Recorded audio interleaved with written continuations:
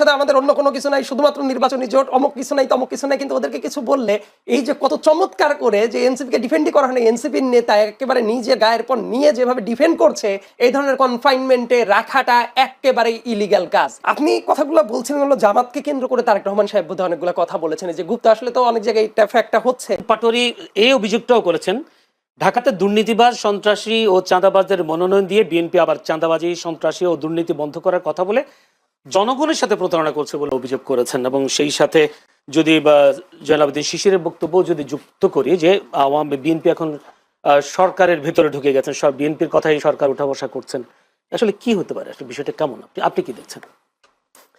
মানুষ তো মুখ দিয়ে অনেক কিছুই বলতে পারে, সো আমাদের কাজ হলো যে সেই ব্যাপারটাকে কে কিভাবে বলছে সেই প্যাটার্নটার প্রতি আমার প্রত্যেকেরই বাক স্বাধীনতার প্রতি আমার রেসপেক্ট আছে, রাইট? এটাই বাক স্বাধীনতার চূড়ান্ত এক্সপ্রেশন, এবং আমার কাছে মনে হয় যে এই বাক স্বাধীনতা টুকটাক থাকা উচিত পলিটিক্সে। এবং পলিটিক্সে এই ধরনের বাক স্বাধীনতা যদি থাকে তাহলে দেখবেন যে এই মারামারি, সহিংসতা, অমুক তমুক এগুলো টুকটাক কমে যায়। এবং একই সাথে ওই রাজনীতিবিদদের নিজস্ব ওয়েট বলতে কিছু কথা আছে, বুঝছেন? সেই ওয়েটের ব্যাপারটা কি, মুখ দিয়ে আপনি অনেক কিছুই বললেন, কিন্তু দিন শেষে দেখেন, লেটসে আমি একটা জিনিস বিশ্বাস করি, ওই শরীফ ওসমান শরীফ হাদি, মানে আমাদের হাদি ভাই শহীদ হয়ে গেলেন, তো মানে আল্লাহ তাকে জান্নাত নসিব করুন, এটা বলতেও আসলে ভাই যখন বলছিলেন আমার কাছে মনে হচ্ছিল যে জীবন্ত একজন মানুষ এইভাবে মেরে ফেলা হইলো। দেখেন ইলেকশনটা হয়ে যাচ্ছে, কিন্তু আজ অবধি মানে বিচারের কোনো প্রক্রিয়ার সেটা আসলে শুরু হইল না। এটা খুবই দুর্ভাগ্যজনক। এটা তো আসলে ইরেসপেক্টিভ অফ পলিটিক্যাল বায়াসনেস সবকিছুর ঊর্ধ্বে উঠে এই ব্যাপারগুলা বিচার বিবেচনা করা উচিত। তো আল্লাহ তাকে জান্নাত নসিব করুক, আর এই শাস্তিটাও যাতে নিশ্চিত হয় সেই জন্য আমাদের ক্রমাগত কথা বলে যাওয়াটা উচিত। 2 নম্বর ব্যাপার বলি, দেখেন হাদি ভাই যখন এই জায়গায় ক্যাম্পেইনটা করছিলেন অনেকেই কিন্তু পছন্দ করছিলেন, নো ম্যাটার পলিটিক্সটাকে কেউ এন্ডোর্স করুক চাই না করুক, ব্যাপারটা যেটা হয়েছে ওই ব্যাপারটার ভেতরে না একটা ইনোসেন্স ছিল।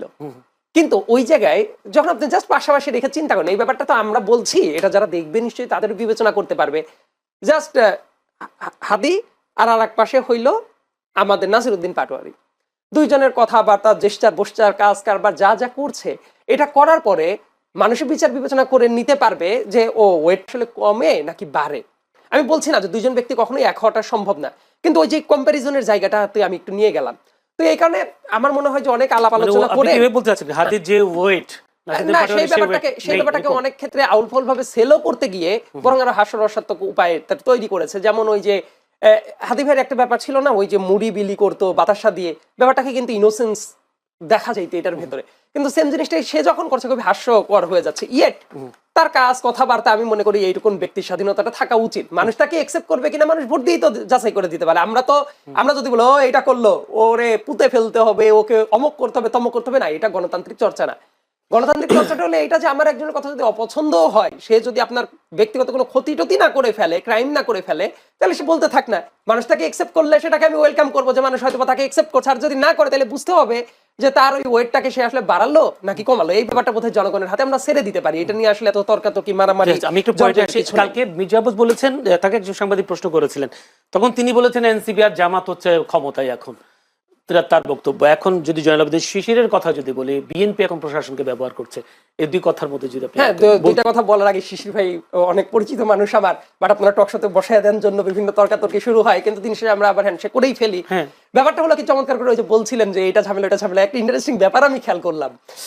আপনি কথাগুলো বলছিলেন হলো জামাতকে কেন্দ্র করে তারেক রহমান সাহেব বোধহয় অনেকগুলো কথা বলেছেন, যে গুপ্তা আসলে তো অনেক জায়গায় এটা ফ্যাক্টটা হচ্ছে, মুনাফিক করার মতো কাজ, অমক তমক, এইগুলা বোধ হয় যে আমি যতদূর বুঝতে পেরেছি এনসিপি কে টার্গেট করে তারেক রহমান সাহেব ডিরেক্ট কোনো বক্তব্য দেন নাই। কিন্তু মানে খুবই চমৎকার একটা ব্যাপার খেয়াল করি আমি, মানে জামাতকে নিয়ে কথা বললেও অন্য টাইমে বলবে জামাতের সাথে আমাদের অন্য কোনো কিছু নাই, শুধুমাত্র নির্বাচনী জোট, অমুক কিছু নাই তমুক কিছু নাই, কিন্তু ওদেরকে কিছু বললে এই যে কত চমৎকার করে যে এনসিপি কে ডিফেন্ডই করা হয়, এনসিপির নেতা একেবারে নিজের গায়ের পর নিয়ে যেভাবে ডিফেন্ড করছে, তাতে করে তো আলাদা কোনো লাইন দেখা যাচ্ছে না। আমি মনে করি যে প্রত্যেকটা রাজনৈতিক দলেরই এই গভর্নমেন্টে বিভিন্ন জায়গায় বিভিন্ন অ্যাক্সেস আছে। আমি যদি বলি যে অন্য রাজনৈতিক দলের অ্যাক্সেস আছে বিএনপির নাই, এটা যেমন কথাটা ঠিক হবে না, আবার বিএনপির আছে অন্য দলের নাই, এই কথাটা বললে এটাও ঠিক হবে না। প্রত্যেকেরই অ্যাক্সেস বিভিন্ন জায়গায় আছে, এইটা হলো সত্য কথাটা। এই সত্য কথাটা কেউ হয়তো বা স্বীকার করে না। আমি তো বললাম আমি মনে করি যে প্রত্যেকটা রাজনৈতিক দলেরই অ্যাক্সেসটা আছে। যেমন একটা উদাহরণের কথা বললাম, আমি আরেকটা উদাহরণের কথা বলি, ওই যে হ্যাক নামের যে কিছু কাহিনী, বা এটা কিন্তু পেঁচাইতে অনেক দূর চলে গেছে।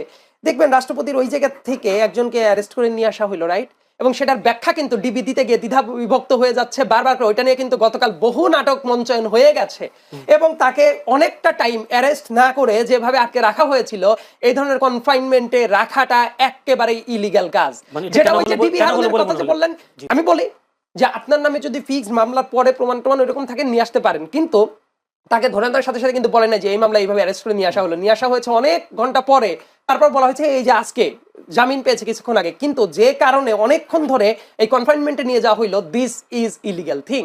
এবং এইটা নিশ্চয়ই একটা রাজনৈতিক দলের প্রভাব বলয় ছাড়া কি এটা সম্ভব হয়েছে? আমি এই উদাহরণটা এই জন্যই বললাম যে কেউ যদি মনে করে থাকে যে না আমাদের কোথাও কোনো প্রভাব নাই, এই উদাহরণ থেকে তো বোঝা যায় তার মানে ওই জায়গাতে তাদের একটা প্রভাব বলয় আছে। মানে আমি এই জন্যই বলছি যে কেউ যদি মনে করে যে কোথাও কারো প্রভাব বলয় নেই, ব্যাপারটা এরকম নাই। এই গভর্নমেন্টের বিভিন্ন জায়গায় বিভিন্ন মানুষের প্রভাব বলয় আছে বলে আমি মনে করি, তার জন্য একটা উদাহরণ দেওয়াটার প্রয়োজন অনুভব ধন্যবাদ। করলাম। মানে ওই হ্যাকের সাথে তো আপনি ডিবি এটাও তো বলেছেন, মানে তথ্য পেয়েছেন এরকম একটা কথাও তো ডিবি চূড়ান্ত বলেছে। আপনাকে আমি যেটা বলেছি সেই ব্যাপারটা একটু ভালো মতো যদি চেক করেন তাহলে দেখবেন তাকে যেভাবে নিয়ে এসে আটক করে রাখা হয়েছিল, এইভাবে এত ঘন্টা আটক আটকে করে রাখা যায় কিনা, এবং কি এটার এটাই। ব্যাখ্যা দিতে গিয়ে স্বয়ং ডিবির থেকেও গোজামিল দেওয়া হয়েছে। এমনকি ওইটা নিয়ে ডিবির ভেতরে দ্বিধা বিভক্ত যে হয়ে গেছে, এটা প্রত্যেকটা মেইন স্ট্রিম মিডিয়ায় দেখবেন খবর আছে খবর আছে। যে কোন রকম একটা ব্যাখ্যা দেওয়া দরকার, আরেক পক্ষ মানছে না, এই ধরনের একটা দ্বিধা বিভক্ত অবস্থা সেই জায়গায় চলছে। ধন্যবাদ জনাব।